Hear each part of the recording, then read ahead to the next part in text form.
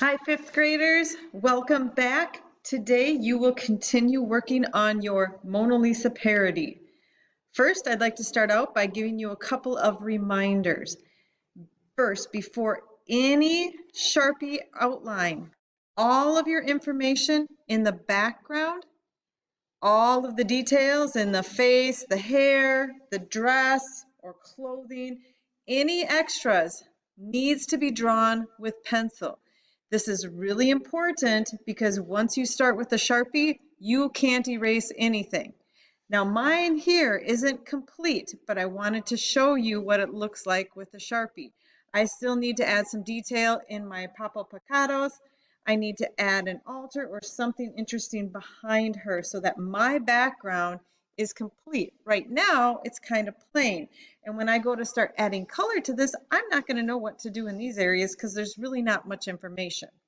So for today, though, I know a few of you have actually done your outlining and are ready to start coloring. So if you brought your own colored pencils or own markers, I'd love it if you use those, then we don't have to do any sanitizing. If you need to run up to Mrs. Rumpel's classroom and get something, that's fine too. Just ask the sub today. So when you're coloring, have some of the colors out that you want to use. Think about color choices that are going to make your drawing even more interesting and beautiful than it already is. And then how can you apply that color to really emphasize what you've drawn? One thing I like to tell kids is when you're coloring, try to pick one direction and stick in that direction. So right now I'm coloring this flower. I'm sort of going in little tiny circles with my colored pencil. That way I don't get a weird texture.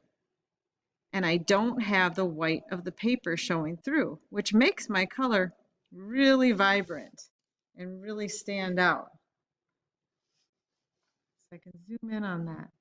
See how there's really no white of my paper showing? Again, I can kind of go in little circles, and I'm going to pick some really beautiful colors that will emphasize what I've done, and trying to color over all the white of the paper. Try not to be in a huge rush to get this done, because once you start coloring, again, you can't take that back. One thing I don't want to see you do is start coloring and then decide you're going to color this way, and then you get a little bored and you're going to go this way, and then your hand starts to hurt, so you're going to go this way, and then before you know it, you have marks going in all sorts of directions. Now what that does is it takes away from the beauty of your artwork. This creates a texture. It looks like some sort of crazy hair day, right? If you do the same thing, let's say I wanted to color this whole area pink, right? If I just pick one direction, maybe it's up and down, and I stick in that direction, I'm not going to create texture that's distracting from the beauty of my artwork. This is especially important when you're coloring a bigger area. You really want to be careful. I'm not pressing super hard here, but I'm still getting really nice color. And I'm covering over most of the white of my paper.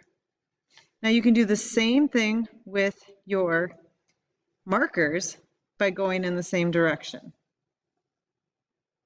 So I darken that up just a little bit. See how nice that is?